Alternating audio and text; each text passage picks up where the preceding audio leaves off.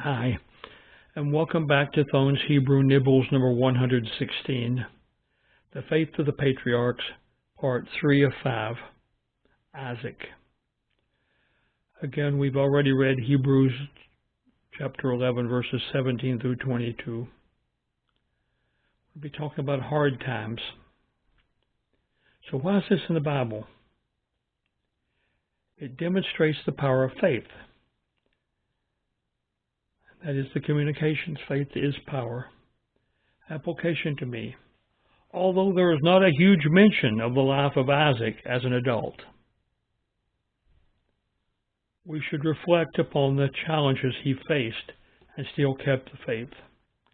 He first survived the unexpected setup for using him as a sacrifice by his father.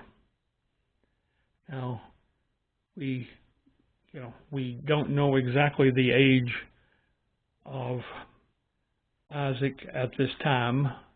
It's often pictured that he's a little boy, 5 or 6 years old. However, many people argue that he was probably more like 20 years old or so when that happened. And so he was fully aware of everything that happened. And so that's it isn't a matter of a father Abraham tying up his little boy to do this thing to him. It's about the father Abraham tying up a young man, probably much quicker and stronger than he is. So Isaac even shows faith there. He does not disobey his father. He does what his father tells him to do. Then he dealt with the infertility issues of his wife Rachel. And you see, again, it's important that we understand that if his wife Rachel was totally infertile, then the promise dies in the next generation. That Abraham and Sarah didn't have children until the very late in their lives, and so how was the promise going to be passed on to them? But then Isaac got it, but then Isaac's wife Rebekah had the same issue, and of getting pregnant, and therefore the promise goes fluttering by if she doesn't have a child. And finally, dealing with the difficult behavior of his two sons, both as individuals and as they dealt with each other. Esau and Jacob were not an easy two sons to raise. Esau seems to have been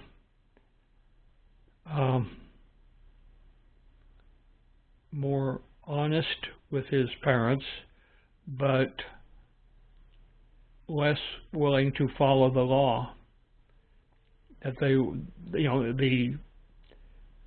of his parents, and therefore obey God.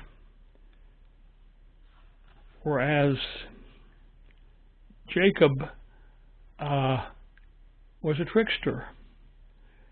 He did whatever he wanted to do to get whatever result he wanted. He lied. He stole. He cheated. And then you put those two people together, and there was a great deal of strife involved. But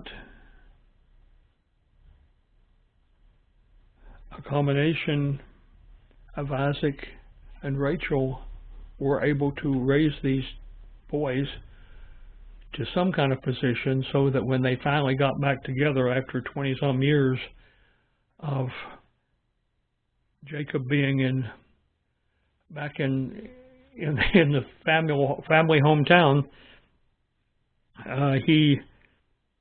they were able to reconcile with each other. So there was a lot of faith necessary in Isaac and in Rachel for that matter, to see that these two troublemaking boys, in many senses, were still sons of the promise. And in fact, Jacob was the son of the promise. God says, faith gives strength to deal with difficulties.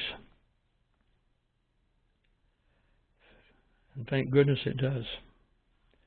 My response, Lord, thank you for showing us how faith can help us see our way through difficult times and situations.